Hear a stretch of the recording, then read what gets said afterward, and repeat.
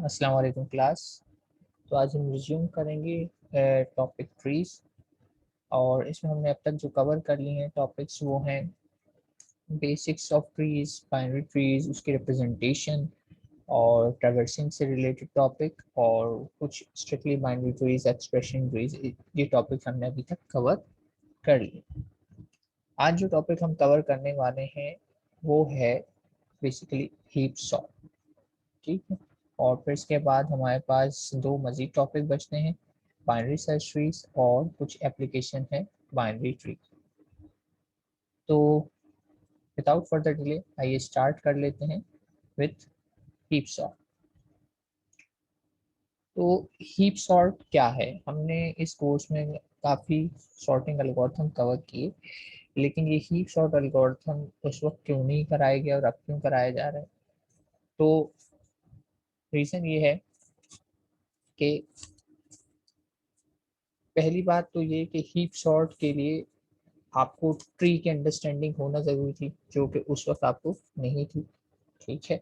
तो ट्री का टॉपिक जब तक कवर नहीं होगा तो आप हीप सॉर्ट समझ नहीं सकते। सेकेंडली, हीप सॉर्ट एल्गोरिथम बाकी सॉर्टिंग एल्गोरिथम से डिफरेंट है। किस तरीके से, उस पर भी मैं थोड़ी देर में बात करता हूँ कि क्या चीज़ डिफरेंट है।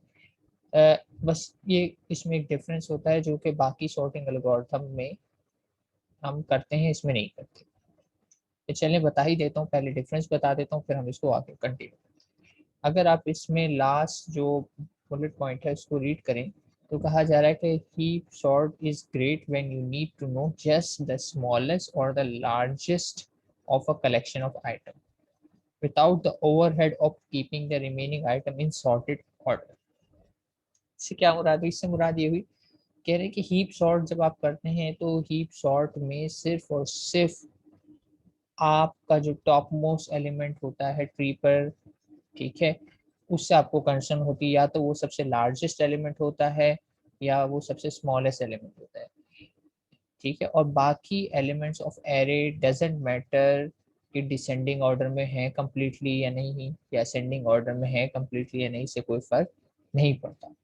सिर्फ और सिर्फ हमें कंसर्न होती है कि अगर हमें लार्जेस्ट एलिमेंट फाइंड आउट करना है तो वो सबसे टॉप पर होना चाहिए, और अगर एरे के व्यू पॉइंट से देखा जाए तो वो एरे की इंडेक्स नंबर 0 पे होना चाहिए। क्योंकि अगर मैं एरे के अंदर प्लेस करता हूँ ट्री को तो आपको याद होगा नंबरिंग की सीक्वेंस क्या थी। मैं इस तरीके से प्लेस करता था कि ये होता था 0, देन ये होता था 1, ये होता था मेरे पास 2, देन इस तरीके से रोचें 3, 4, 5। ये इंडेक्स नंबर मैं लिख रहा हूँ एरे में जब मैं इसको रिप्रेजेंट करूंगा। और आप देख सकते हैं कि 74, देन 42, देन 67, 23, 33, 44 एंड 49 एरे में इस ऑर्डर में प्लेस है। और अगर आप इस पूरे ट्री को गौर से देखें तो ये ट्री जो है बेसिकली एग्जांपल बना हुआ है आपके पास एक हीप। ठीक है। हीप हीप क्या है? अब इस पे आता हूँ। कह रहे हैं कि हीप सॉर्ट तो ठीक हम कर रहे हैं और हीप बना हुआ है। हीप क्या होता है? A heap is defined as almost complete binary tree. ठीक है। ऑलमोस्ट कंप्लीट बाइनरी ट्री का मतलब ये है कि कंप्लीट भी हो सकता है, लेकिन अगर कंप्लीट नहीं है तो उसमें क्या होगा कि कुछ बिहेवियर है वो हमें फॉलो करना। ऑलमोस्ट कंप्लीट बाइनरी ट्री का बिहेवियर ये है कि इससे अगर मैं इसमें एक नई नोड एंटर करना चाहता हूँ तो वो लेफ्ट साइड से होगी। And that completely make sense कि मैं नोड इस तरीके से इंसर्ट करूँ, क्योंकि मेरी नंबरिंग जो है सीक्वेंस में चल रही है, 7 को यहीं आना चाहिए, देन उसके बाद जो नोड इंसर्ट होगी उसे यहाँ होना चाहिए।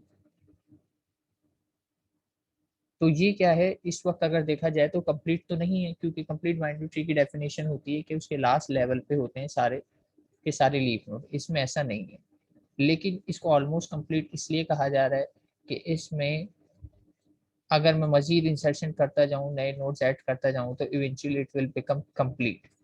तो ये मेरा इस तरह का बिहेवियर जो है ट्री में, जब भी मैं नोड इस तरीके से इंसर्ट करूं कि टुवर्ड्स लेफ्ट साइड इंसर्ट करना शुरू करूं, या यूं कहा जाए कि अगर ट्री में लास्ट लेवल पे कोई नोड एग्जिस्ट करती हैं तो वो टुवर्ड्स लेफ्ट साइड होनी चाहिए। यानी अपेरेंटली देखने में लेफ्ट साइड कह रहा हूँ, लेफ्ट चाइल्ड नहीं कह रहा हूँ। यानी अपेरेंटली ट्री को अगर आप देखें तो इसमें लेफ्ट पे लगी हुई, तो इसको मैं कह रहा हूँ कि ये जो है एक almost complete binary tree. An almost complete binary tree is a tree in which if the last level is not completely filled, then all nodes are as far as left side as possible. Left side word use कर रहा हूँ, left side नहीं कह रहा, ठीक है। मतलब ये कि ऐसा नहीं कर सकता कि मैं बीच में यहाँ पे एक ये लगा दूं और कहूं कि ये एक ऑलमोस्ट कंप्लीट बाइनरी ट्री है। ये ऑलमोस्ट कंप्लीट बाइनरी ट्री नहीं है, क्योंकि यहाँ पर ये वाला प्लेस जो है, ये प्लेस जो है बीच में मैंने खाली छोड़ दिया। तो कुछ तो लेफ्ट पर है, लेकिन बीच में अगली पोजीशन इसकी बननी चाहिए थी, लेकिन ये खाली है, तो फिर ये ऑलमोस्ट कंप्लीट बाइनरी ट्री नहीं कहलाएगा, ठीक है, क्योंकि ये डेफिनेशन को वायलेट कर रहा है। ऑलमोस्ट कंप्लीट बाइनरी की डेफिनेशन कहती है कि लेफ्ट से इंसर्शन करना शुरू करें। तो मैं अगर यहाँ पे एक नोट लगा दूं तो ये एक ऑलमोस्ट कंप्लीट बाइनरी ट्री में कन्वर्ट हो जाएगा, क्योंकि देखा जाए तो लेफ्ट से अगर मैं स्टार्ट करूँ तो बीच में कोई भी प्लेस खाली नहीं है। तो बस यही डेफिनेशन है ऑलमोस्ट कंप्लीट बाइनरी ट्री की, कि फिलिंग करना आपने लेफ्ट टू राइट शुरू करनी है, बीच में गैप्स नहीं है। अगर बीच में गैप्स दे दिए, लेफ्ट साइड से गैप्स दे दिए, सारी नोट्स राइट पे लगा दी, राइट साइड पे लगा दी, तो आपका tree almost complete binary tree नहीं होगा। यानी रूल ऑफ थंब इज कि जब भी आप नई नोड इंसर्ट करेंगे तो उसकी direction from left to right होनी चाहिए। यानी लेफ्ट टू राइट शुरू करेंगे तो पहले लेफ्ट चाइल्ड आएगा, फिर राइट चाइल्ड आएगा, फिर लेफ्ट चाइल्ड आएगा, फिर राइट चाइल्ड आएगा, फिर लेफ्ट चाइल्ड आएगा, फिर right child, and so on. ये सिलसिला चलता रहेगा जब तक कि आप मोस्ट राइट पे ना पहुंच जाए, ठीक है। तो ये है एक हीप की डेफिनेशन। कह रहे हैं हीप एक ऑलमोस्ट कंप्लीट बाइनरी ट्री होता है और मेमोरी में रिप्रेजेंट होता है एक ये लीनियर एरे की तरह, बिल्कुल वैसे ही जैसे एक नॉर्मल ट्री को रिप्रेजेंट किया जाता है। इंडेक्सेस आपकी रॉ वाइज या लेवल वाइज मिलती है, स्टार्टिंग फ्रॉम 0 और फिर मेरी रॉ चेंज होती जाती है या लेवल चेंज होता रहता है और नंबरिंग में इंक्रीमेंट करता रहता हूँ। और इस पर वही फॉर्मूलाज अप्लाई होंगे जो parent, left child, right side के फॉर्मूला हमने प्रीवियसली पढ़े, ठीक हो गया। तो अब क्या कह रहे हैं कि हीप क्या है? a heap is said to be max heap if each node n of heap h has the following property। और वो प्रॉपर्टी क्या है? बड़ी सिंपल सी प्रॉपर्टी है। कह रहे हैं कि the value of n is greater than or equal to the value at each of its children of n। यानी अगर मैं बात करता हूँ इसकी, इसको मैं अगर चेक करता हूँ 74, तो मुझे चेक करना है कि 74 अपने दोनों चिल्ड्रन से बड़ा होना चाहिए। तो 74 42 से भी बड़ा है, 74 67 से भी बड़ा है, ठीक है। इसी तरह जब मैं 42 को चेक करता हूँ तो 42 23 से भी बड़ा है और 42 33 से भी बड़ा है। 67 को चेक करता हूँ तो 67 44 से भी बड़ा है और 49 से भी बड़ा है। तो जहाँ ये डेफिनेशन जो है फुलफिल हो रही हो कि हर मर्तबा नोड अपने दोनों चिल्ड्रन से बड़ी वैल्यू रखती हो, तो वो कहलाती है मैक्स हीप, ठीक है। यानी her at any point in time आपकी नोड में वैल्यू उसके दोनों चिल्ड्रन से बड़ी होनी चाहिए, उसके दोनों चिल्ड्रन से बड़ी होनी चाहिए। और चिल्ड्रन में कौन बड़ा है कौन छोटा है दैट डजेंट मैटर, ठीक है। हो सकता है 67 मेरा लेफ्ट साइड पे लगा होता, हो सकता है 67 मेरा राइट पे लगा होता, कहीं पे भी हो सकता है। लेकिन हीप की डेफिनेशन क्या है कि पेरेंट की वैल्यू अपने दोनों चाइल्ड से बड़ी होनी चाहिए। क्या है डेफिनेशन? पेरेंट की वैल्यू अपने दोनों चाइल्ड से बड़ी होनी चाहिए, तो ये चीज कहलाती है मैक्स हीप। और अगर इसका बिल्कुल अपोजिट हो जाए कि पेरेंट की वैल्यू अपने दोनों चिल्ड्रन से छोटी होनी चाहिए, तो वो चीज कहलाना शुरू करती है मिनिमम हीप, यानी अपोजिट असेंडिंग ऑर्डर वाला बिहेवियर, ठीक है। Maximum heap is descending order वाला बिहेवियर, यानी इसमें टॉप मोस्ट एलिमेंट सबसे बड़ा होता है और नीचे के एलिमेंट डजेंट मैटर किसी भी ऑर्डर में हो, लेकिन ये डेफिनेशन जरूर होनी चाहिए कि हर नोड, किसी भी नोड को आप चेक करें तो उसके चिल्ड्रन उससे छोटे हों, ठीक है। किसी भी एक्स वाई जी आप नोड को पिक कर लें तो उसके चिल्ड्रन की वैल्यूज उससे छोटी होनी चाहिए, ये है हीप की डेफिनेशन। तो अगर आप बड़े एलिमेंट को रूट रखना चाह रहे हैं और चाइल्ड को छोटा, तो वो मैक्सिमम हीप कहलाएगी। और अगर आप छोटे एलिमेंट को रूट रखें और उसके चिल्ड्रंस को अगर बड़ा रखते हैं तो वो कहलाती है मिनिमम हीप, बिल्कुल वैसी जैसे असेंडिंग ऑर्डर डिसेंडिंग ऑर्डर, ठीक हो गया। यहाँ तक बात होपफुली समझ में आ गई होगी कि हीप क्या है, एक ऑलमोस्ट कंप्लीट बाइनरी ट्री है। ऑलमोस्ट कंप्लीट से मुराद ये है कि जब भी मैं इंसर्शन करूंगा तो लेफ्ट टू राइट करूंगा, बीच में गैप्स नहीं दूंगा। और मैक्सिमम हीप का मतलब ये है कि लार्जेस्ट एलिमेंट सबसे टॉप पर होगा और उसके चिल्ड्रन उससे छोटे होंगे, और फिर अगर उनके रिस्पेक्ट से चेक किया जाए तो उसके चिल्ड्रन उनसे छोटे होंगे, और लेफ्ट और राइट चाइल्ड में कोई फर्क नहीं पड़ता कौन बड़ा है कौन छोटा है, इस चीज़ की हमें फिक्र नहीं कर। तो इसीलिए नीचे डेफिनेशन लिखी हुई थी कि लार्जेस्ट या स्मॉलेस्ट एलिमेंट से हमारी कंसर्न होती है, और रिमेनिंग आइटम के सॉर्टिंग ऑर्डर से हमें कोई परवाह नहीं होती। तो ये वो चीज़ है जो इस सॉर्टिंग एल्गोरिथम को बाकियों से अलग बनाती है। बाकी सॉर्टिंग एल्गोरिथम में ईच एंड एवरी एलिमेंट को असेंडिंग या डिसेंडिंग में अरेंज करते थे, लेकिन इसमें ऐसा नहीं है। ठीक है। और हीप सॉर्ट की एग्जांपल बनती है, एप्लीकेशन बनती है जो कहलाती है प्रायोरिटी क्यू। क्यू से आप अच्छे से फेमिलियर हैं, लेकिन अब यहाँ पे थोड़ा सा डिफरेंट बिहेवियर है, और यहाँ पे कहला रही है प्रायोरिटी क्यू। तो देख लेते हैं ये प्रायोरिटी क्यू क्या चीज़ है। यहाँ तक सबको क्लियर है? पहले बताइए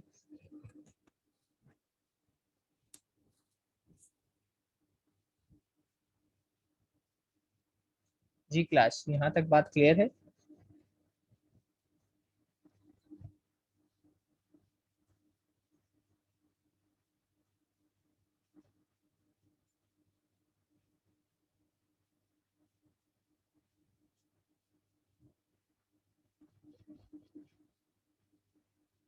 जी शुमाइला, सादिया, आप लोगों को ये बात समझ में आई है?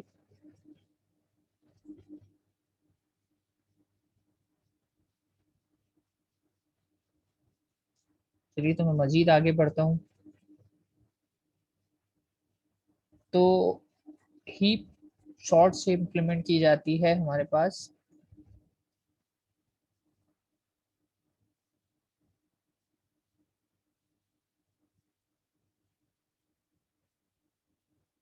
अच्छा। अच्छा, तो हीप शॉर्ट से हमें बनानी है एक प्रायोरिटी की। ठीक है। हीप से इम्प्लीमेंट की जाती है प्रायोरिटी क्यू, और प्रायोरिटी क्यू क्या है कि आपके सामने अगर ये आपको डायग्राम दिखाई दे रही हो, और इसमें अगर देखें तो सिलेंड्रिकल जो शेप है वो क्यूज हैं, कहा जा रहा है हाई क्यू, यानी इसमें हायर प्रायोरिटी टास्क है, फिर मिडिल लेवल की है, फिर नॉर्मल है, फिर बॉटम। और इसके इनपुट पे देखा जाए तो रैंडम ऑर्डर में टास्क आ रहे हैं, से ये टास्क है प्रायोरिटी क्यू को टास्क मिल रहे हैं, ये टास्क परफॉर्म करें, ये टास्क परफॉर्म करें। और ये टास्क पहले फिल्टर होते हैं इन चार क्यूज में, कि हो सकता है हाई क्यू की रेंज, अगर मैं मैक्सिमम क्यू की बात करूं, बड़ा नंबर मतलब ज़्यादा क्यू, तो मैं कह रहा हूँ कि जो नंबर से ग्रेटर देन 10 है, ठीक है, ग्रेटर देन 10 वाले हाई क्यू में चले जाएं। और जो नंबर ग्रेटर मिडल वाली क्यू की बात करें तो जो नंबर 7 से 9 के दरमियान है, लेस देन 10 है, वो मिडल में चले जाएं। और फिर जो 4 से 7 तक वाले वो नॉर्मल में चले जाएं, और बिलो वाले बॉटम में चले। तो पहले तो मैंने एक्सटर्नल लेवल पे इनको फिल्टर कर लिया और हायर ऑर्डर। अब अगर हाई ऑर्डर की भी बात करें तो इसमें मैंने कहा कि हायर देन 10, तो हायर देन 10 में 11 भी हो सकता है, 12 भी हो सकता है, 13 भी हो सकता है, 100 भी हो सकता है, कुछ भी हो सकता है। तो यहाँ पे क्या होगा कि हायर ऑर्डर क्यू में जब रैंडम ऑर्डर में मैं नंबर ऐड करूंगा तो कोई भी पहले आ सकता है। जरूरी नहीं है कि सबसे पहले 100 आए, हो सकता है पहले 10 आया था, फिर उसके बाद 11 आया, फिर उसके बाद 100 आ गया, फिर उसके बाद 55 आ गया। तो according to heap sort definition या मैक्सिमम हीप, 100 को क्यू में सबसे आगे होना चाहिए और उसको एंटरटेन सबसे पहले किया जाना चाहिए। ठीक है। अकॉर्डिंग टू डेफिनेशन सबसे बड़े नंबर की प्रायोरिटी चूंकि सबसे ज्यादा है तो उसको सबसे पहले एंटरटेन किया जाना चाहिए। तो क्या होगा, हायर क्यू अपने आप को रीऑर्डर करेगी, रीअरेंज करेगी किस तरीके से। मैक्सिमम हीप की बात कर रहा हूँ तो मैक्सिमम हीप की तरह करेगी, यानी वो कोशिश करेगी कि सबसे टॉप मोस्ट पे, यानी सबसे आगे इन एरे, या सबसे टॉप मोस्ट इन ट्री सबसे बड़ा एलिमेंट हो और उसके दोनों चिल्ड्रन उससे छोटे हों। डजेंट मैटर लेफ्ट वाला चिल्ड्रन बड़ा है या राइट वाला बड़ा है, वो अगली मरतबा जब टॉप से एलिमेंट हट जाएगा तो वो ऑटोमेटिकली अपने आप को रीएडजस्ट या रीऑर्डर कर ले। तो priority queue is an application of heap sort. Priority queue भी हमारे पास दो टाइप की होती हैं, असेंडिंग प्रायोरिटी क्यू और descending priority Q. Ascending priority Q की बात करें तो इसमें वही डेफिनेशन है जो आपकी मिनिमम हीप की है। An ascending priority queue can be defined as a group of element to which new elements are inserted arbitrary. नए एलिमेंट कहीं से भी इंसर्ट हो सकते हैं, but only the smallest element is deleted from it. यानी ascending priority queue is an application of minimum heap. और descending priority queue में क्या होता है, लार्जेस्ट एलिमेंट को डिलीट किया जाता है। तो इसका मतलब ये है कि descending priority queue is an example of maximum heap. ठीक है, तो डिसेंडिंग असेंडिंग के नाम भी आ गए और हमने मैक्स और मिनिमम के नाम भी दिए। अंडरस्टूड सी बात है, मैक्स डिसेंडिंग और मिनिमम असेंडिंग इस तरीके से। ठीक है, तो ये थोड़ी सी प्रायोरिटी क्यू के बारे में बात बता दी मैंने आपको। अब हम देख लेते हैं एक एग्जांपल जिससे हमें बात समझ में आए। तो यहाँ पे एक हीप सॉर्ट की एग्जांपल है और एग्जांपल मैं करने लगा हूँ descending priority Q. Descending priority Q का मतलब क्या है कि at any point in time मेरे पास डिसेंडिंग प्रायोरिटी क्यू चूंकि इंप्लीमेंट करेगी मैक्सिमम हीप को, और मैक्सिमम हीप कहता है कि at any point in time मेरे पास जो है पेरेंट पे जो डेटा होगा वो उसके दोनों चिल्ड्रन से बड़ा होना चाहिए। बस ये वाली डेफिनेशन, पेरेंट का डेटा चिल्ड्रन से बड़ा होना चाहिए। डजेंट मैटर चिल्ड्रन का डेटा आपस में कौन बड़ा है कौन छोटा है, ये मैटर नहीं करता। ये डिपेंड करेगा किस ऑर्डर में वो एंटर हुए हैं और वो कौन सी ब्रांच में लगे हुए हैं। तो कह रहे हैं represent the following in the form of maximum heap. ये कुछ डेटा दिया हुआ है शुरू में, यानी मुझे क्रिएट करना है।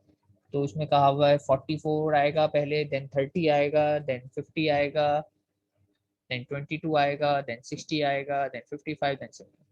ये डेटा इंसर्ट होगा इस ऑर्डर में। और जब मैं इस स्टेज पे पहुंच जाऊं, अच्छा ये क्रिएशन कर रहा हूँ पहले स्टेप में, दूसरे स्टेप में मैं इंसर्शन करूंगा। इंसर्शन बेसिकली क्या होती है, क्रिएशन बेसिकली क्या होती है, रिपीटेटिव इंसर्शन ही होती है।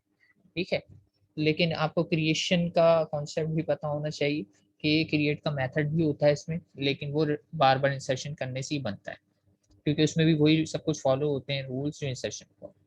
अच्छा, जब मेरे पास एक सॉर्ट ऑफ ये इंसर्शन को अलग से करके दिखाने की वजह ये है कि मेरे पास से एक हीप मौजूद है और उसमें एक नया एलिमेंट में इंसर्ट करता हूँ तो क्या होगा। तो फिर मैं उसमें दो नए एलिमेंट इंसर्ट करूंगा 55 और एच, और देन फाइनली मैं उस पर एक डिलीट का ऑपरेशन अप्लाई करके बताऊँ।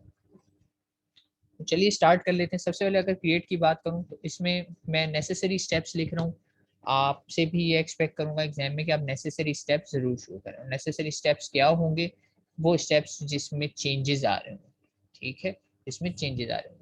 से अब यहाँ पे मैं इंसर्ट करूंगा 44, तो ये तो बन जाएगा रूट। उसके बाद इंसर्ट होगा, से मैं यहाँ पे इंसर्ट करता हूँ तो सबसे पहले 44 आ जाएगा, और 44 के बाद जाहिर सी बात है मैं ये इंसर्ट करूंगा 30 आ जाएगा।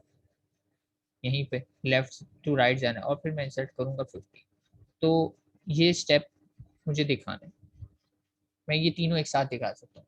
लेकिन इसके बाद अगर देखा जाए तो यहाँ पे वो डेफिनेशन वायलेट हो रही है, क्योंकि 50 इज ग्रेटर देन 44। तो मुझे अब यहाँ पे रुक कर एक स्टेप बताना पड़ेगा। वो स्टेप क्या है कि मुझे इन दोनों को करना पड़ेगा इंटरचेंज, क्योंकि मैक्सिम की डेफिनेशन कहती है कि पेरेंट का अपने दोनों चिल्ड्रन से बड़ा होना जरूरी है। तो इसलिए फिर मैं इनको इंटरचेंज कर दूंगा और फिर आगे बढ़ूंगा, एलिमेंट को इंसर्ट करना शुरू कर। तो आइए देख लेते हैं कैसे होगा ये। तो सबसे पहले वही है कि 44, 30, 50, ये पहला स्टेप हो गया। यहाँ पे रोकने की वजह क्या है, यहाँ पे रोकने की वजह यह है कि यहाँ पे स्वैपिंग होगी या इंटरचेंज होगा। तो यहाँ पे मैंने एरो बनाया, ये बता रहा है कि इस वक्त ये जो एलिमेंट है अपनी पोजीशन पे नहीं है। 44 जो है अपनी पोजीशन पर नहीं है, क्योंकि 44 का ये जो राइट चाइल्ड है ये उससे ग्रेटर है। ठीक है, 44 ने 30 से चेक किया, उसने कहा वेल एंड गुड, ओके, कोई मसला ही नहीं है, क्योंकि 30 इज स्मॉलर देन 44। लेकिन जब उसने अपने राइट चाइल्ड को चेक किया तो पता चला 50 जो है लेस देन नहीं है बल्कि ग्रेटर है। तो ग्रेटर होने की वजह से क्या हुआ, पता लगा कि 44 डिजर्व नहीं करता कि वो टॉप पर आए, क्योंकि टॉप पर तो सिर्फ वो आएगा जिसकी प्रायोरिटी सबसे ज्यादा हो या जिसकी जो नंबर सबसे बड़ा हो। तो इसलिए क्या स्टेप परफॉर्म किया जाएगा इसमें, इंटरचेंज। और इंटरचेंज होने के बाद मैं इस स्टेज पर आ जाऊंगा कि 50 यहाँ पर टॉप पर आ गया है, 30 अपनी जगह पर ही है, और 44 भी अब अपनी सही जगह पर आ गया है। यानी एट दिस पॉइंट अगर मैं चेक करता हूँ तो heap is a max heap. यानी जब भी मैं नया एलिमेंट इंसर्ट करूंगा तो मुझे मेक श्योर करना है कि मेरी हीप मैक्सिमम हीप ही रहे। और मैक्सिमम हीप की डेफिनेशन फिर रिपीट कर रहा हूँ, सिर्फ ये है कि at any point in time आपके पेरेंट नोड पर जो वैल्यू मौजूद है वो ग्रेटर होनी चाहिए उसके दोनों चिल्ड्रन से। और अब अभी आप देख सकते हैं कि 50 मौजूद है पेरेंट पर और 50 ग्रेटर है 30 से भी और 44 से। 30 और 44 के भी चिल्ड्रन नहीं है तो इस पर हम कंपैरिजन नहीं कर रहे, लेकिन आगे इंसर्ट होते जाएंगे तो हम इसके लिहाज से भी चेक करते जाएंगे। तो अगला स्टेप क्या है, मैं मजीद इंसर्शन करूंगा, 22 इंसर्ट करूंगा, 60 इंसर्ट करूंगा। 22 इंसर्ट करने पे कुछ नहीं फर्क पड़ा, लेकिन 60 इंसर्ट किया तो आप फिर देख सकते हैं कि अब मैं 30 के रिस्पेक्ट से अगर चेक करता हूँ, अगर मैं 30 के रिस्पेक्ट से यहाँ पे चेक करता हूँ तो अब ये मेरा पेरेंट है, ये तो मुझे पता है ऊपर से तो सही आ रहा है, लेकिन अभी इसमें नए एलिमेंट यहाँ इंसर्ट हुए तो चेक किया 22 से तो पता लगा ठीक है 22 इज स्मॉलर देन 30, लेकिन जब 60 को चेक किया तो पता चलता है कि भाई 60 तो है ग्रेटर देन 30। तो इसका मतलब ये है कि मुझे इसको रीऑर्डर करना पड़ेगा, रीअरेंज करना पड़ेगा कि 60 अपनी सही प्लेस पर आ जाए।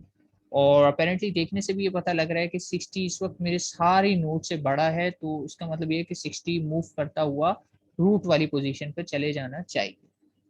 तो यहाँ पे क्या स्टेप बनेंगे, यहाँ पे पहला स्टेप तो ये होगा कि 60 को मैं उसके पेरेंट से स्वैप करूंगा, हमेशा स्वैप होता है चिल्ड्रन अपने पेरेंट से। तो 60 स्वैप होके कहाँ चला जाएगा, इस जगह पे चला जाएगा और मैं इस स्टेट में आ जाऊंगा।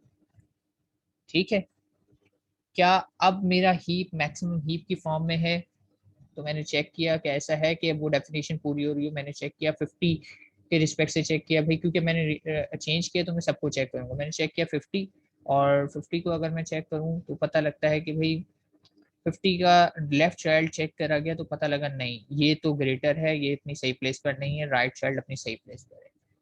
तो इस सूरत में क्या होगा, मुझे 60 और 50 को करना पड़ेगा इंटरचेंज, यानी मुझे एक स्टेप और करना पड़ेगा, 60 और 50 को इंटरचेंज करना है। और फिर अगर मैं इसको इंटरचेंज कर दूंगा तो क्या सिचुएशन आ जाएगी वो देख लेते हैं। और अगर मैंने इसको कर दिया इंटरचेंज तो 60 और 50 एक दूसरे से जगह चेंज कर लेंगे और फिर मेरे पास ये सिचुएशन आ जाएगी। अब ये सिचुएशन आ गई तो मुझे फिर से चेक करना पड़ेगा कि क्या ये मैक्सिमम हीप है या नहीं। तो चूंकि ये चेंज हुआ था तो मैंने इसको भी चेक किया 60 के रिस्पेक्ट से, 60 के रिस्पेक्ट से पता चला लेफ्ट चिल्ड्रन भी छोटा है उसका और राइट चिल्ड्रन भी छोटा, राइट चाइल्ड भी छोटा है उसका। लेफ्ट और राइट दोनों चिल्ड्रन जो है इसके छोटे हैं, तो ये तो सही है। फिर मैंने 50 के रिस्पेक्ट से चेक किया, 50 के रिस्पेक्ट से चेक किया तो इसका लेफ्ट चाइल्ड भी इससे छोटा है और राइट चाइल्ड भी इससे छोटा है। तो इसका मतलब है कि बाय डेफिनेशन ये एक मैक्सिमम हीप है और मैं सही ट्रैक पर हूँ। अब मैं मुझे मजीद रीऑर्डर करने की ज़रूरत नहीं है और मैं नए एलिमेंट इसमें इंसर्ट कर सकता हूँ। 44 का भी चेक क्यों नहीं कर रहे, क्योंकि 44 के पास ना लेफ्ट चाइल्ड है ना राइट चाइल्ड है। ठीक है, यहाँ तक बात समझ में आई है। अच्छा, 44 के बाद मुझे क्या इंसर्ट करना था, यहाँ पे कर लेते हैं। 44 के बाद जो इंसर्ट होगा वो इंसर्ट होगा, अच्छा ये मैंने अलग से पूरा कंप्लीटली स्टेप ही अलग कर दिया, इसको मैं मर्ज करके वहां पे भी दिखा सकता था लेकिन ये अलग कर लिया मैंने कि उधर एक हमारे पास डेवलपमेंट थी। तो अगला स्टेप मीनिंगफुल क्या है कि मैंने 55 इंसर्ट किया इसमें। ठीक है, अब 55 इंसर्ट हुआ है तो फिर वही वाली बात आ गई, चूंकि मैक्सिमम हीप कर रहा हूँ, मैंने चेक किया 44 से उसी वक्त तो पता लगता है 44 से 55 जो है ग्रेटर है। ग्रेटर होने का मतलब क्या हो गया कि इन दोनों की जगह चेंज होना बनती है, जगह चेंज होना बनती है, तो मैं इन दोनों को कर दूंगा इंटरचेंज। और इंटरचेंज करूंगा तो फिर मेरे पास सिचुएशन आ जाएगी ये कि 44 और 55 ने जगह चेंज कर ली। मैं दोबारा से चेक करूंगा क्या अब ये दो इंटरचेंज हुए ना, इन दोनों को चेक करता हूँ कि अपनी जगह पर सही है। 55 और 44 तो सही आ रहा है, लेकिन चूंकि ये वाली चीज चेंज हुई है तो मुझे इसके पेरेंट के रिस्पेक्ट से भी चेक करना चाहिए। हो सकता है कि नंबर 60 से बड़ा हो, लेकिन मैंने चेक किया तो पता चलता है ये भी सही है और ये भी सही है, और ये तो मैंने चेंज किया ही नहीं है, तो ये दोनों अपनी सही जगह पर है। तो जब भी किसी ब्रांच में चेंज आएगा तो मैं उस पूरी ब्रांच को चेक करता हूँ कि सब जगह still condition of maximum heap fulfil हो रही है या नहीं, कहीं वॉयलेट तो नहीं हो गई है, ये मुझे चेक करना पड़ेगा। तो सो फार सो गुड, एक ही स्वैप में मेरा काम हो गया, एक ही इंटरचेंज में मेरा काम। तो अब मैं मजीद एलिमेंट इसमें इंसर्ट करता हूँ। अगला एलिमेंट क्या इंसर्ट करना था, 77। जी, तो अब मैंने 77 इंसर्ट किया। अब आप लोग मुझे बताइए क्या ये सही प्लेस पर है या क्या चेंज होगा, मुझे कोई बताना चाहेगा। अच्छा मैं नाम लेके पूछ लेता हूँ।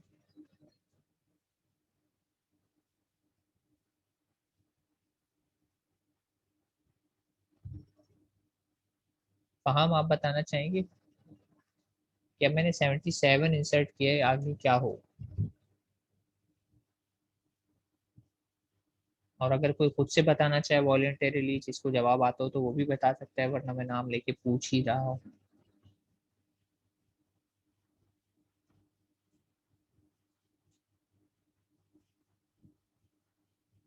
अच्छा मेरे पास सादेन का आंसर आया है। सादेन का आंसर सही है कि पहले 55 से इंटरचेंज होगा 77, देन फिर वो 60 से भी इंटरचेंज हो जाए। ठीक है, प्लेन एंड सिंपल, कोई इतनी रॉकेट साइंस नहीं है। बड़ा आसान सा रूल है कि आपका सबसे बड़ा एलिमेंट जो है वो पेरेंट होना चाहिए या सबसे टॉप पर होना चाहिए। ठीक है, गुड। तो करके देख लेते हैं। पहले क्या होगा भाई, ये सही जगह पर नहीं है, स्वैप, ये हो गया। फिर देखा जाए तो पता चलता है ये भी सही जगह पर नहीं है, क्योंकि 60 से बड़ा आ रहा है उसका राइट चाइल्ड, तो स्वैप। और फिर ये सिचुएशन आ गई। अब इस सिचुएशन के बाद मैं एक बार फिर से चेक कर लेता हूँ कि आया सब एलिमेंट अपनी सही जगह पर है नहीं। 77 के रिस्पेक्ट से चेक किया गया तो उसका लेफ्ट चाइल्ड भी उससे छोटा है, राइट चाइल्ड भी उससे छोटा है, वेल एंड गुड। 50 के रिस्पेक्ट से चेक किया गया तो उसका लेफ्ट चाइल्ड भी उससे छोटा है, राइट चाइल्ड भी उससे छोटा है, वेल एंड गुड, कोई मसला नहीं। सो फार सो। 60 को चेक किया गया उसके चिल्ड्रन से, तो लेफ्ट चाइल्ड भी उससे छोटा है और राइट चाइल्ड भी उससे छोटा है। तो चूंकि हर पेरेंट के रिस्पेक्ट से उसके चिल्ड्रन उससे छोटे आ रहे हैं, तो कंप्लीटली कहीं पे भी कोई क्रॉस नहीं आया, तो मैं कह सकता हूँ कि इस वक्त एट स्टेप 9 हमारे पास जो हीप है वो एक मैक्सिमम हीप है, क्योंकि ये मैक्सिमम हीप की डेफिनेशन को फुलफिल कर रहा है। ठीक है, तो ये हो गई हमारे पास क्रिएशन। यहाँ तक मैंने एक हीप बना ली है, और अब अगर आगे मैं ऑपरेशन परफॉर्म करने जाता हूँ तो हीप मेरे पास ऑलरेडी क्रिएटेड है। ठीक है, अब मुझे कहा गया है इंसर्ट करना है। तो यहाँ पे इंसर्शन में थोड़ा सा आपके लिए नोट लिखा हुआ है कि इंसर्शन ऑल इंसर्ट जो है हमेशा होती है from left most child in almost complete binary tree by incrementing the size of heap and rearrange या अरेंज इन ऑर्डर। ठीक है, तो अब मैं नया एलिमेंट इंसर्ट करूंगा तो वो कहाँ पे होगा? आपका क्या ख्याल है कि वो एलिमेंट कहाँ जाके लगेगा और कौन सा चाइल्ड बनेगा?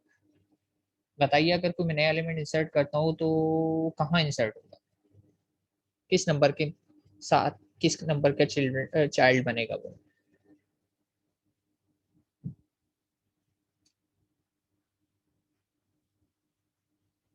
जी क्लास, अब अगर मैं कोई नया एलिमेंट इंसर्ट करता हूँ तो वो किस एलिमेंट के साथ अटैच होगा? 22। ठीक है, करेक्ट। तो 22 के साथ ही होगा, क्योंकि अभी मैंने बताया कि ऑलमोस्ट कंप्लीट बाइनरी ट्री कहता है फ्रॉम लेफ्ट टू राइट। चूंकि अगर इस लेवल की बात की जाए तो 55 आखिरी एलिमेंट है और ये लेवल फुल हो चुका है, यानी फिल हो गया।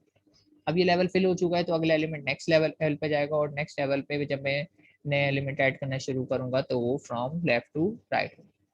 तो नया एलिमेंट इंसर्ट करते हैं, मैंने 55 इंसर्ट किया। अच्छा, अब आप देखें तो 55 ऑलरेडी मेरी हीप के अंदर मौजूद है, डुप्लीकेटेड है, कोई मसला नहीं है, आने दें। अब मुझे लेकिन रीऑर्डर तो करना है। ठीक है, रीऑर्डर तो करना है।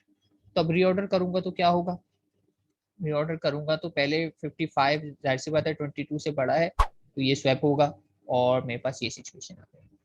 और फिर देखा जाए तो 55 50 से भी बड़ा है, तो एक और ऑपरेशन परफॉर्म किया जाएगा इंटरचेंज का, और ये सिचुएशन आ गई। और इस सिचुएशन में आप क्लियरली देख सकते हैं कि इस वक्त सब डेटा एलिमेंट अपनी जगह पर हैं।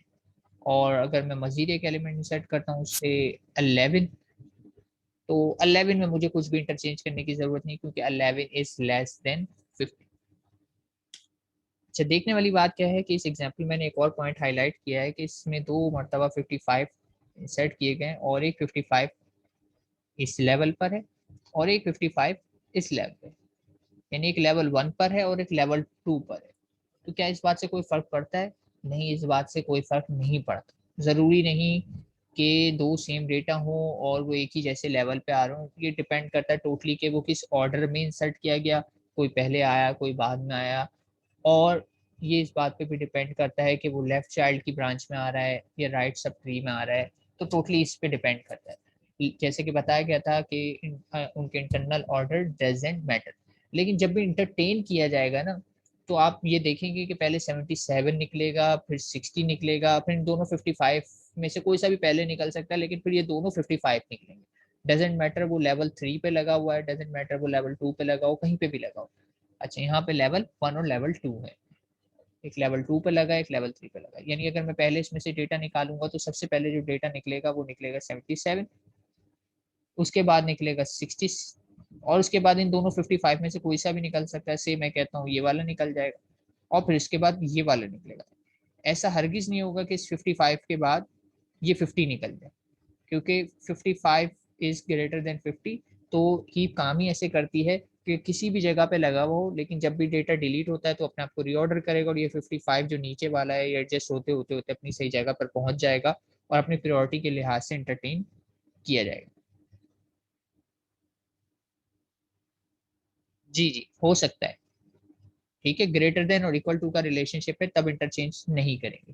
ठीक है, ग्रेटर देन और इक्वल्स टू का रिलेशनशिप है, इंटरचेंज नहीं करेंगे। अच्छा सवाल है, लेकिन ये पीछे आया था थोड़ा सा कि नंबर अगर जो है पेरेंट ग्रेटर देन या इक्वल होना चाहिए, लेस नहीं होना चाहिए। नहीं, तब इंटरचेंज नहीं करेंगे, क्योंकि कोई फर्क ही नहीं पड़ता ना, नंबर को मैं इंटरचेंज किससे कर रहा हूँ, उसी नंबर से। तो इक्वल टू की सूरत में इंटरचेंज नहीं होगा, वैसे ही रहेगा। सिर्फ और सिर्फ लेस देन की सूरत में इंटरचेंज होगा। Greater than equals to are perfectly fine, interchange सिर्फ और सिर्फ लेस देन के केस में होगा। ठीक है साधन, ठीक है, अच्छा क्वेश्चन था। किसी को पूछ लेना चाहिए था। थोड़ी सी लिखी भी जरूर थी बात, लेकिन मैंने इस पर इतना एम्फेसाइज नहीं किया था, लेकिन अच्छी बात है कि आपने एम्फेसाइज किया और ये क्वेश्चन पूछा। ठीक है, तो यहाँ तक बात समझ में, इंसर्शन के हमने काफी सारे एलिमेंट कर लिए। अब बात आ जाती है डिलीशन। डिलीशन इसका थोड़ा सा डिफरेंट है। अच्छा, डिलीशन करने से पहले मैं चाहूंगा कि आप, चूंकि मैं इसी में करने वाला हूँ, इसको ध्यान से देखें कि टॉप पे एलिमेंट कौन सा है। 77 है, दो एलिमेंट पे ध्यान। सबसे टॉप पर जो एलिमेंट मौजूद है वो सबसे बड़ा है 77, और डिलीशन हमेशा होती है, कहा गया लार्जेस्ट एलिमेंट की होगी in case of maximum heap, और स्मॉलेस्ट एलिमेंट की होती अगर ये होता मिनिमम हीप। मिनिमम हीप होता तो अरेज ही ऐसे हुए होते कि टॉप मोस्ट पे मेरे पास सबसे छोटा एलिमेंट होता। चूंकि ये मैक्सिमम हीप है तो अरेज ऑटोमेटिकली ऐसे हुए कि सबसे टॉप पर मेरे पास सबसे बड़ा एलिमेंट। तो जब भी डिलीट किया जाएगा तो ये एलिमेंट मैं यहाँ से निकाल दूंगा, और ये एलिमेंट जब भी मैं निकालता हूँ तो इसमें सबसे लास्ट वाले एलिमेंट यहाँ पे जो भी होता है उसको मैं रिप्लेस कर देता हूँ। यानी ये एलिमेंट सबसे लास्ट में मेरे पास क्या है, 11 आया है। तो मैं बीच के किसी एलिमेंट को छेड़ने से पहले क्या करता हूँ, सबसे पहले लास्ट वाले को यहाँ ले आता हूँ आसानी से, क्योंकि मुझे पता है लास्ट को एक्सेस करना मेरे लिए आसान होगा। तो लास्ट को मैं लाके यहाँ पे रिप्लेस कर देता हूँ, फिर उसके बाद रीऑर्डरिंग करना शुरू कर देता हूँ, और ऑटोमेटिकली रीऑर्डर में वो अपनी सही जगह पर पहुंच जाता है। ठीक है, तो अब ये ध्यान रखिएगा, अगला स्टेप जो आएगा उसमें ये ऑटोमेटिकली हुए। तो जब मैं डिलीट करता हूँ तो डिलीट करूंगा 77 निकल जाएगा, और उसकी जगह पे 11 आ जाएगा, और 11 नीचे से हट जाएगा। तो डिलीशन में क्या किया जाता है, always delete the root node या हीप की zero index h0 and replace the most recently added node. और सबसे रिसेंटली एडेड नोड का मतलब है लास्ट में जो ऐड की गई है उस नोड को आप रूट नोड बना दो, और फिर उसके बाद रीऑर्डरिंग स्टार्ट करो। तो यहाँ पे मैंने 77 हटा भी दिया है और 11 को प्लेस कर दिया है, और अब मेरी हीप का ऑर्डर खराब हो चुका है, तो मुझे हीप को करना पड़ेगा रीऑर्डर। तो अब 11 को अगर चेक किया जाए तो 11 के दोनों चिल्ड्रन उससे बड़े हैं, तो इसका मतलब 11 डिजर्व नहीं करता कि वो इनका पेरेंट बने। तो मुझे 11 को इंटरचेंज करना है। तो अब मैं 11 को इंटरचेंज किससे करूँ, 55 से करूँ या 60 से करूँ? आपका क्या ख्याल है, दोनों ही बड़े हैं?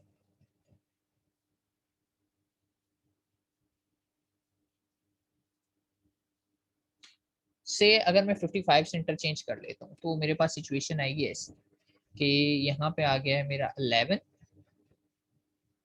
और यहाँ पे आ गया है मेरा 55। तो अब क्या होगा,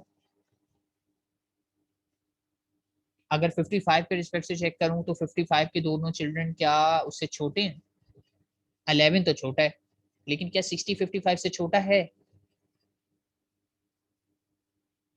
नहीं, 60 55 से बड़ा है। तो इसका मतलब है फिर अब मुझे 55 को इंटरचेंज करके 60 से यहाँ पे लाना पड़ेगा, यानी फिर दोबारा से एक और मरतबा स्वैप करना पड़ेगा, क्योंकि मैंने गलत वाले चाइल्ड को प्रमोट कर दिया।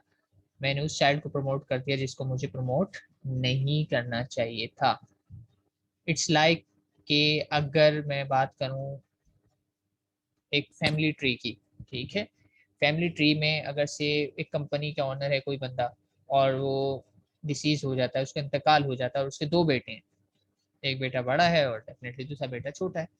तो बाय डिफॉल्ट आपका क्या ख्याल है किसको कंपनी का ओनर या सीईओ या प्रेसिडेंट बना दिया जाएगा? कौन बनेगा, बड़ा बेटा बनेगा या छोटा बेटा बनेगा? ऑब्वियसली बड़े बेटे को बनाया जाएगा। अब बड़े बेटे को बनाया जा रहा है तो इस केस में बड़ा बेटा कौन है, 55 है या 60 है?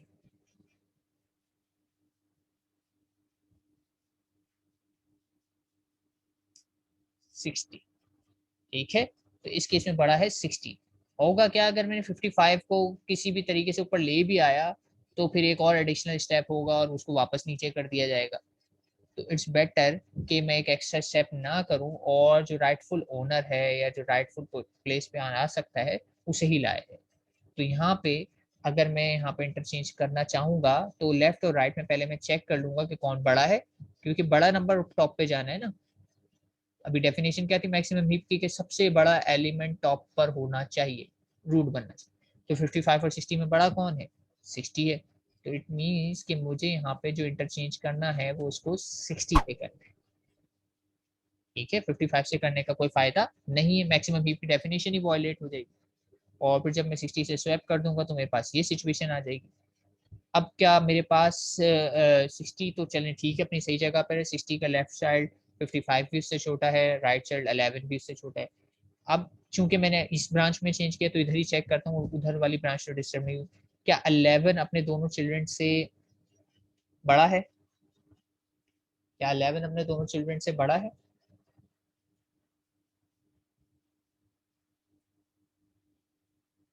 नहीं, 11 अपने चिल्ड्रन से बड़ा नहीं है, छोटा है, दोनों से ही छोटा है। अब दोनों से ही छोटा है तो फिर मुझे डिसाइड करना है कि किसको ऊपर लाया जाए।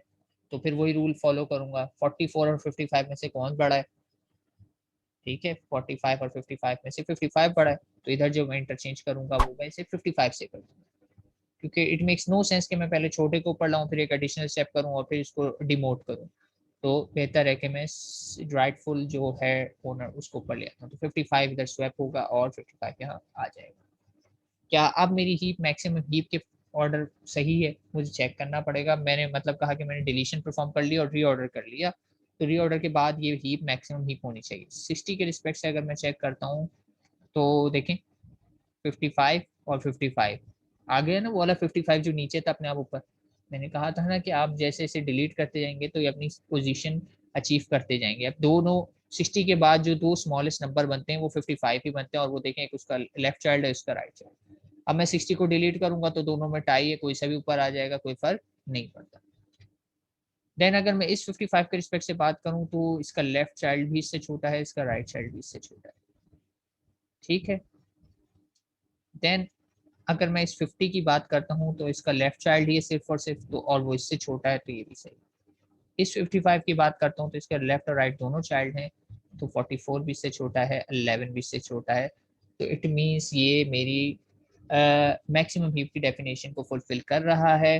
तो ये मेरा स्टेप कंप्लीट हो चुके हैं, मुझे मजीद कुछ करने की इसमें ज़रूरत नहीं, ठीक है। उम्मीद करता हूँ यहाँ तक बात क्लियर होगी। और अगर एग्जाम व्यू पॉइंट से भी आपको इस तरह से कहा जाए कि ये हीप क्रिएट करें, इंसर्ट करें, डिलीट करें, तो आपको बिल्कुल इसी तरीके से स्टेप्स करने हैं, इंटरचेंज वाले स्टेप्स लाजमी शो करने हैं। और इंसर्शन के स्टेप्स में अगर कोई मीनिंगफुल चेंज नहीं आ रहा तो आप उनको डायरेक्टली लिख सकते हैं, ठीक है। लेकिन जिसमें भी स्वैपिंग इंटरचेंज की कंडीशन आएगी वो स्टेप बिफोर स्वैपिंग और आफ्टर स्वैपिंग आपने जरूर शो करना है, ठीक हो गया। तो डिलीशन में कोई कंफ्यूजन?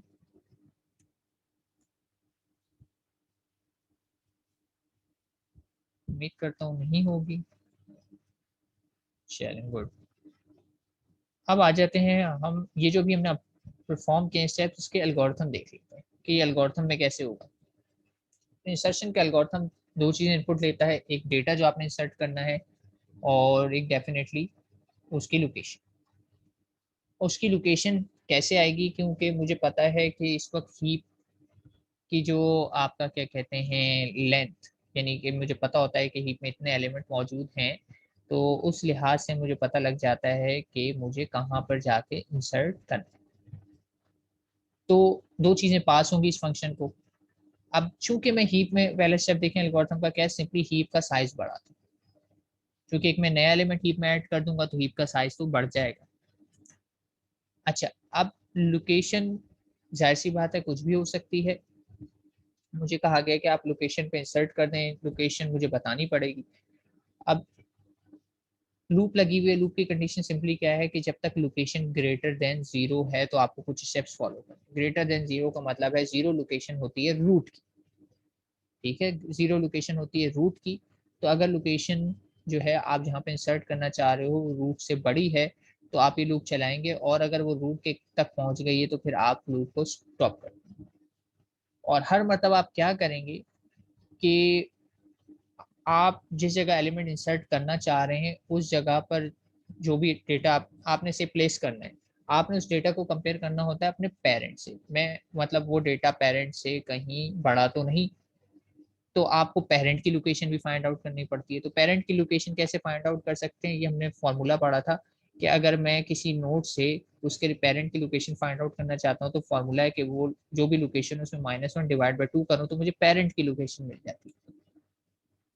ठीक है, मुझे पेरेंट की लोकेशन मिल जाती है। तो मैं चेक करता हूँ कि जो डेटा मैं इंसर्ट करने वाला हूँ, अगर वो डेटा लेस देन है या इक्वल है पेरेंट वाली पोजीशन के डेटा से, ठीक है, दोनों बातें लिखी हुई, लेस हो या इक्वल हो, तो मुझे कुछ चेंज करने की जरूरत नहीं है, इसी लोकेशन पे डेटा इंसर्ट कर देता हूँ और रिटर्न कर देता हूँ। क्योंकि जो डेटा मैं इंसर्ट कर रहा हूँ वो छोटा है और छोटा डेटा को उसी जगह पे इंसर्ट कर देना चाहिए, इंटरचेंज वगैरह करने की जरूरत नहीं है। लेकिन अगर ये कंडीशन फॉल्स हो जाती है तो मेरा रिटर्न कभी भी नहीं होगा, यानी ये फोर्थ वाला स्टेप नहीं चलेगा। और फोर वाले स्टेप नहीं चलेगा तो मैं 5 पे आ जाऊंगा, और 5 पे और 6 पे अगर देखा जाए तो मैं क्या कर रहा हूँ, वो इंटरचेंज का काम ही कर रहा हूँ। इंटरचेंज का काम कैसे कर रहा हूँ, जो भी डेटा पेरेंट पे मौजूद है उसे लोकेशन पे मूव कर रहा हूँ और पेरेंट वाली लोकेशन को अपडेट कर रहा हूँ लोकेशन। यानी अब मेरी नई लोकेशन क्या बन जाएगी, पेरेंट वाली प्लेस बन जाएगी, और डेटा भी मैंने एक नीचे शिफ्ट कर दिया। ठीक है, डेटा नीचे शिफ्ट कर दिया, और इसमें मैं डायरेक्टली वहां पे इंसर्ट करके स्वैपिंग नहीं कर रहा, बल्कि डेटा को मैंने डेटा में ही होल्ड करा हुआ है और मैं चेक कर रहा हूँ पहले उसकी राइटफुल पोजीशन, और उसकी जो राइटफुल पोजीशन आ जाती है वहां पे मैं एक ही मर्तबा इंसर्ट कर देता हूँ, बार बार इंसर्ट नहीं करता। ठीक है, तो एल्गोरिथम इसका जैसे मैंने आपको एक्चुअली काम करके बताया है और जैसे कोडिंग में है उसकी लॉजिक इम्प्लीमेंटेशन में थोड़ा सा फर्क है। और रीजन ये है कि एल्गोरिथम मैंने चेंज नहीं किया, ये एल्गोरिथम वैसे ही है जैसा आपके बुक में मौजूद है, तो मैं चेंज इसलिए नहीं कर रहा। लेकिन परफॉर्म करने के व्यू पॉइंट से आपको वो स्टेप्स दिखाना जरूरी थे जो मैंने दिखाए। तो अगर आप उस तरीके से भी एल्गोरिथम लिखेंगे काम करेगा, लेकिन आपके पास एडिशनल स्टेप आ जाएगा कि आप पहले इंसर्ट करें फिर स्वैप करें, फिर इंसर्ट करें फिर स्वैप करें, जबकि इसमें क्या हो रहा है, इंसर्ट ही नहीं करते जब तक कि सही प्लेस ना मिल जाए, तो पेरेंट्स को डिमोट करते रहते हैं और इवेंचुअली जब सही पोजीशन मिल जाती है तो वहां पर जाकर डेटा को इंसर्ट कर देते हैं। और अगर ये लूप क्विट हो जाती है और लोकेशन मेरी क्या होती है, इवेंचुअली जीरो के बराबर हो जाती है। ग्रेटर देन जीरो तो ठीक था, लेकिन लोकेशन चूंकि बार बार पेरेंट पे जाती जा रही है, यानी डिक्रीमेंटल ही है, ये देखें पेरेंट का फॉर्मूला डिवाइड बाय 2 है, यानी एक लेवल और ऊपर एक लेवल और ऊपर जाता जाता है। तो इवेंचुअली हो सकता है कि लूप एंड हो जाए, और अगर ये लूप एंड होती है किसी भी वाइज तो इसका मतलब है मैं लोकेशन नंबर 0 पे पहुंच चुका हूँ, और लोकेशन नंबर 0 पे पहुंच चुका हूँ तो मुझे 0 पर डेटा इंसर्ट कर देना चाहिए अगर लोकेशन 0 है। ये फर्क, ठीक है, यानी ये वाला केस है कि मैं डेटा इंसर्ट कर रहा था उसकी सही प्लेस जो है वो रूट बनती थी, और आपने भी पीछे केसेस देखा ना 77 इंसर्ट किया तो वो डायरेक्टली जाके रूट पर पहुंच गया और बाकी सारा डेटा नीचे मूव होकर आ गया। अभी मैं थोड़ा सा रिविजिट करके आपको बात समझा देता हूँ, या अभी बल्कि नेक्स्ट स्लाइड पे एक हमारे पास इमेज है मैं उससे बात समझा दूंगा। तो ये हमारे पास इंसर्शन का एल्गोरिथम जो कि फेयरली सिंपल है। हर मर्तबा से पेरेंट की लोकेशन फाइंड आउट करनी है और डिसाइड करना है कि अगर ये लोकेशन सही नहीं है तो मैं पेरेंट की लोकेशन से को रिप्लेस कर देता हूँ, प्लेस यानी लोकेशन को अपडेट कर देता हूँ पेरेंट से, और पेरेंट के डेटा को भी नीचे ले आता हूँ और नीचे लाता जाता हूँ जब तक कि सही प्लेस पर ना आए। ठीक हो गया। इसको मैं आपको ऐसे समझा देता हूँ कि एक्चुअली मैं क्या कर रहा हूँ। मेरे पास नेक्स्ट स्लाइड पे मौजूद है तो यहाँ से दिखा देता हूँ। से मैं यहाँ पे इंसर्ट कर रहा हूँ, अब इंसर्शन होगी ना यहाँ पर मैं 80 इंसर्ट कर दूँ। ठीक है, तो 80 मैंने आपको दिखाया कि यहाँ पे मैंने इंसर्ट कर दिया, लेकिन एक्चुअली जब एल्गोरिथम काम करेगा तो वो ऐसे नहीं करेगा, बस वो ये बताएगा कि 80 आया है इंसर्ट करने के लिए, और लोकेशन नंबर क्या है इसकी आप काउंट कर लें, 6 7 8 9, लोकेशन नंबर है 9, 9th पे इंसर्ट करने आए। तो वो इस 9 से इसका पेरेंट फाइंड आउट करेगी तो उसे पता लगेगा इसका पेरेंट है 30, तो वो 30 और 80 को कंपेयर करेगा, जब उसे पता लगेगा 30 तो भाई छोटा है तो वो 30 को यहाँ मूव कर देगी और ये जगह वैकेंट हो जाएगी एक तरीके से। ठीक है, फिर ये जगह वैकेंट हो जाएगी, फिर दोबारा वो चेक करेगा इस पोजीशन के लिहाज से इसकी लोकेशन क्या है, 0 1 2 3 4 है ना, तो लोकेशन भी अपडेट हो जाएगी क्योंकि हमने अभी कहा था कि लोकेशन को हम पेरेंट से मूव कर देंगे, 4 आ जाएगी। और फिर मैं चेक करूंगा 55 को, क्या 55 जो है 80 से बड़ा है, चूंकि ये भी छोटा होगा तो इसको भी मैं यहाँ पे से यहाँ ले आऊंगा 55 को, और फिर दोबारा से अपडेट कर दूंगा किस चीज को, अपनी लोकेशन को अपडेट कर दूंगा। 80 को देखें इंसर्ट नहीं कर रहा मैं, ये मैं बता रहा हूँ एल्गोरिथम कैसे काम कर रहा है। वो बार बार स्वैपिंग नहीं करना चाह रहा, वो सिर्फ और सिर्फ क्या करना चाह रहा है कि डायरेक्टली लोकेशन फाइंड आउट करके वहां प्लेस, फिर क्या होगा लोकेशन अपडेट होकर 1 हो जाएगी क्योंकि इसका पेरेंट ये है। फिर दोबारा से चेक किया जाएगा तो 77 मूव होकर यहाँ आ जाएगा, और इवेंचुअली मैंने बताया था कि आपको वो 0 वाली इंडेक्स पे पहुंच जाएगा और फिर यहाँ पे जाके 80 को इंसर्ट कर देगा। तो ये जो एल्गोरिथम मैंने आपको इंसर्शन का बताया वो थोड़ा इस तरीके से काम कर रहा है, यानी कॉम्पैक्ट है, इसके स्टेप्स थोड़े से कॉम्पैक्ट हैं, ये ज्यादा मतलब इंसर्शन करके स्वैपिंग नहीं कर रहा। आप इंसर्शन करके स्वैपिंग भी कर सकते हैं, लेकिन जब हमारे पास इजियर सोल्यूशन मौजूद है जो बेस्ट परफॉर्मेंस दे रहा है, जो कम स्टेप्स में काम कर रहा है, तो हम वो ज्यादा स्टेप्स वाला सोल्यूशन नहीं करेंगे। लेकिन अंडरस्टैंडिंग व्यू पॉइंट से मैंने आपको हर मरतबा डेटा प्लेस कर करके स्वैप करना बताया, और आप भी जब अप्लाई करेंगे तो बिल्कुल वैसे ही अप्लाई करेंगे। जब कोड करेंगे तो आप एल्गोरिथम गिवन है, आप उसके लिहाज से कोड करें। ठीक हो गया। ये है हमारे पास डिलीशन का एल्गोरिथम आपके सामने जो दिखाई दे रहा है, और डिलीशन का एल्गोरिथम अगर आपको याद हो कैसे काम करता है, कि सबसे पहले स्टेप पे अगर ध्यान दें, अच्छा डिलीशन में क्या है, डेटा रिटर्न होगा और लास्ट नोड की इंडेक्स आपको इनपुट मिलेगी। ठीक है, तो इस वक्त लास्ट नोड की इंडेक्स क्या है, अगर मैं यहाँ से काउंट कर लूँ 6 7 8, ये इंडेक्स नंबर है 8, तो याद रहे लास्ट की वैल्यू क्या है मेरे पास 8 है। तो स्टेप नंबर 1 में कह रहे हैं कि डेटा एक लोकल वेरिएबल इसमें कॉपी कर लें आप टॉप वाला एलिमेंट, तो डेटा में आ गया मेरे पास 77, मैंने 77 निकाल लिया इसमें से। ठीक है, मैंने 77 निकाल लिया इसमें से। फिर क्या है, अगला स्टेप कह रहे हैं कि लास्ट वाला एलिमेंट जो है प्लेस कर दो 0 पे, लास्ट वाला एलिमेंट क्या है 11 को प्लेस कर दो 0 वाली लोकेशन पे, यानी इधर आ गया मेरे पास 11। और हीप का साइज डेफिनेटली कम कर दें क्योंकि उसमें से ये डेटा तो यहाँ से हट चुका है, अब ये डेटा यहाँ पर नहीं है। ठीक है, यही किया था हमने, 11 रख दिया। अब लोकेशन मेरे पास हमेशा होगी 0, मैं स्टार्टिंग पॉइंट लूंगा 0 से, और जाहिर सी बात है लोकेशन 0 है तो उसका लेफ्ट चाइल्ड होगा 1 और उसका राइट चाइल्ड होगा लेफ्ट +1, यानी कि राइट हमेशा लेफ्ट से आगे होता है 2। ये सिचुएशन मेरे पास आ, मुझे एक लूप लगानी है और ये लूप तब तक चलेगी जब तक कि राइट की वैल्यू लेस देन है लास्ट। ऑब्वियसली मुझे लूप तब तक लगानी है ना कि जब तक मैं लास्ट लोकेशन तक ना पहुंच जाऊं। अब लास्ट लोकेशन पहले 8 थी लेकिन अब तो 7 है, तो मुझे लेस देन लास्ट लगाना है, इक्वल्स टू लास्ट नहीं करना। तो ध्यान रहे कि लास्ट है मेरे पास 8 और राइट है इस वक्त मेरे पास 2, तो मेरी लूप की कंडीशन सेटिस्फाई हो रही है तो मैं आगे बढ़ता हूँ। अब मैंने लूप में आके क्या चेक किया कि पहले तो मुझे ये बात देखनी है कि अगर अगर ये जो मैंने 11 प्लेस किया, लोकेशन ध्यान रहे मेरी 0 है, लोकेशन मेरी क्या है 0 है, तो मैं 0th एलिमेंट को चेक कर रहा हूँ कि वो एलिमेंट लेफ्ट से बड़ा है या बराबर है, राइट से बड़ा है या बराबर है, ये कंडीशन चेक करें। तो ये कंडीशन तो फेल हो गई, क्योंकि 11 जो है 55 से भी छोटा है और इत्तेफाक से 60 से भी छोटा है। तो ये कंडीशन फॉल्स हो गई, तो इसका मतलब स्टेप 4 एग्जीक्यूट नहीं हुआ। ठीक है, स्टेप 4 एग्जीक्यूट नहीं हुआ, तो इसका मतलब है मुझे 11 को डिमोट करना है, और डिमोट करने के लिए वही वाली बात है, मुझे इसको 55 से रिप्लेस कराना है या 66 से। 55 से रिप्लेस कराना है या 66 से, तो 60 से। तो अभी आपको पता ही है, हमने डिसाइड किया था कि बड़े वाले से कराना है, और बड़ा वाला कौन सा है ये कैसे पता चलेगा? सिंपली मैं चेक कर लेता हूँ राइट वाला एलिमेंट और लेफ्ट वाले एलिमेंट का रिलेशनशिप। अगर तो वही वाली बात है कि राइट वाले एलिमेंट छोटा है लेफ्ट से, इट मीन्स इंटरचेंजिंग होगी लेफ्ट के साथ। तो ये देखिए इंटरचेंज करना है मुझे लेफ्ट के साथ, और लोकेशन को भी अपडेट करके कर देना है लेफ्ट। क्या इस वक्त लेफ्ट बड़ा है? नहीं, इस वक्त तो राइट बड़ा है, तो इसका मतलब ये स्टेप नहीं होगा, बल्कि राइट बड़ा है तो ये वाला स्टेप होगा कि लोकेशन को मैं इंटरचेंज कर दूंगा राइट वाले के साथ, और लोकेशन भी अपडेट हो जाएगी राइट। तो अब ध्यान रहे, लोकेशन जो है मेरी चेंज होकर क्या हो चुकी है? लोकेशन मेरी चेंज होकर हो गई है 2।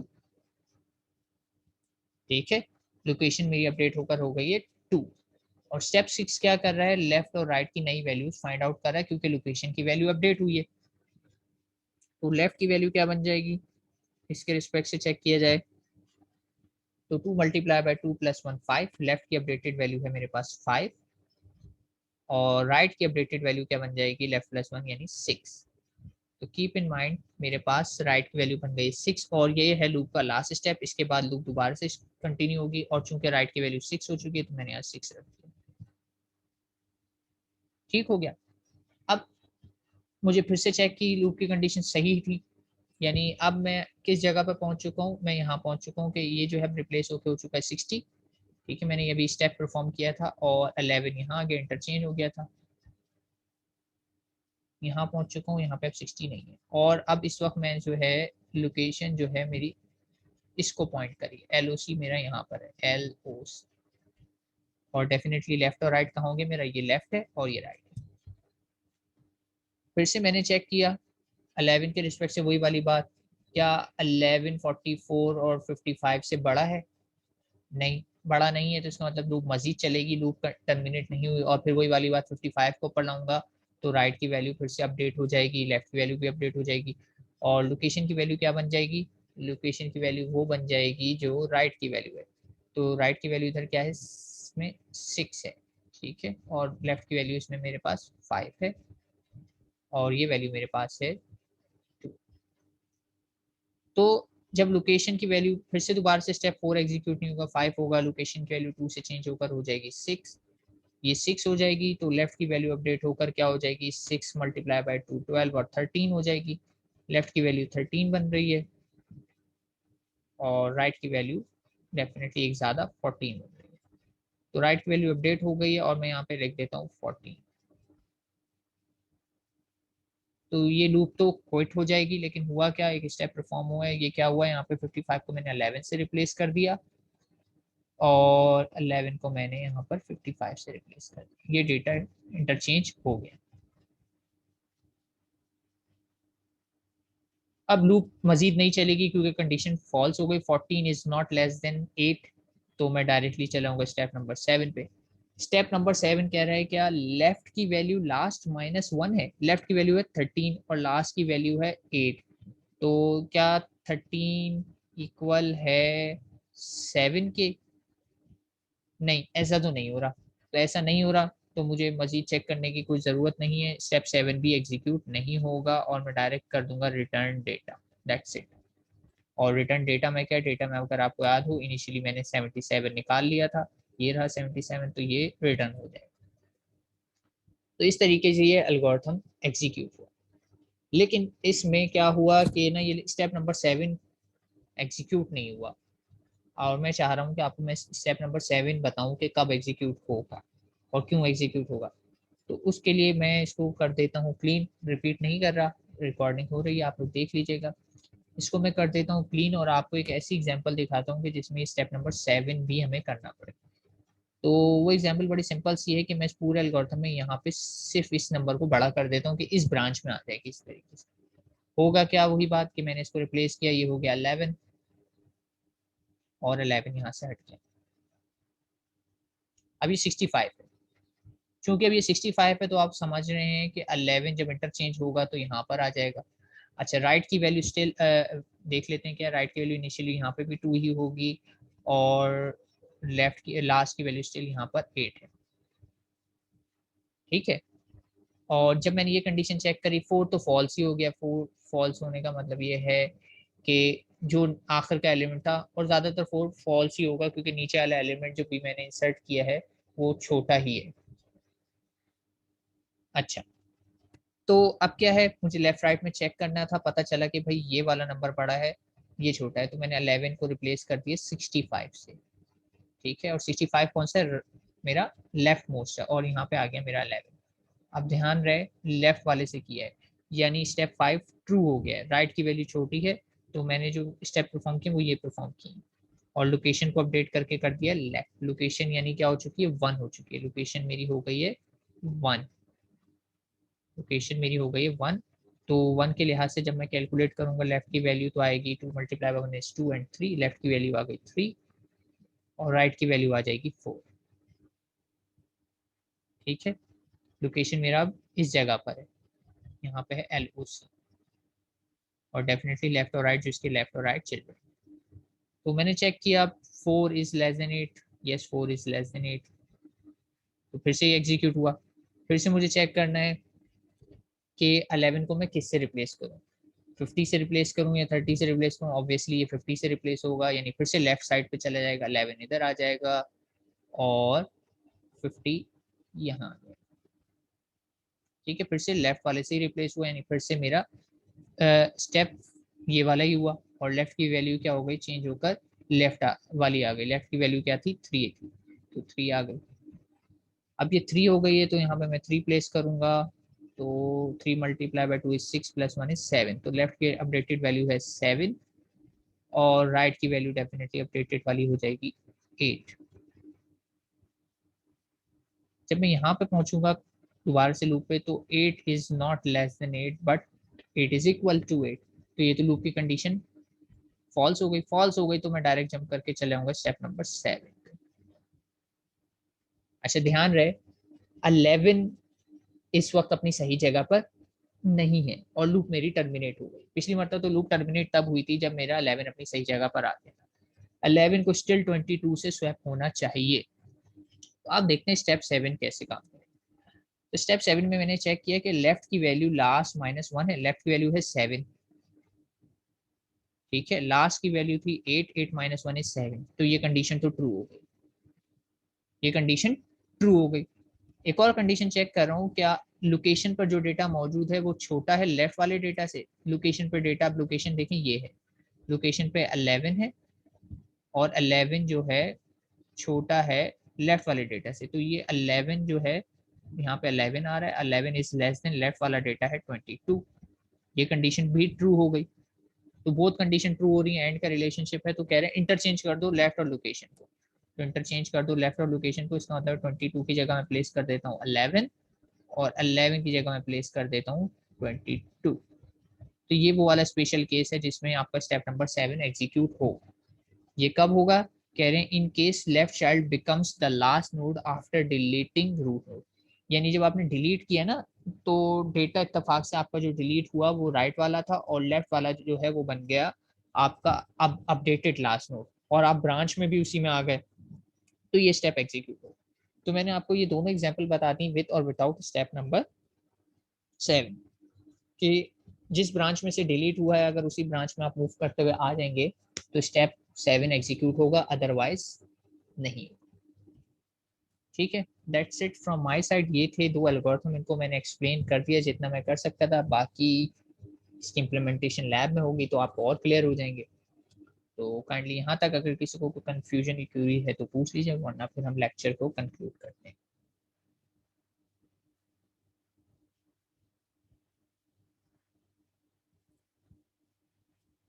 जी क्लास, एनी क्यूरीज और कंफ्यूजन्स?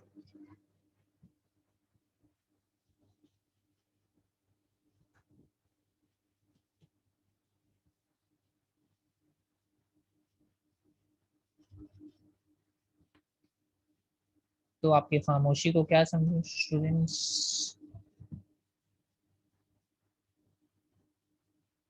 चलिए ठीक है, समझता हूँ कि नो क्यूरीज, और क्यूरीज हैं भी तो आप लोग पूछना नहीं चाह रहे। ठीक है फिर, तो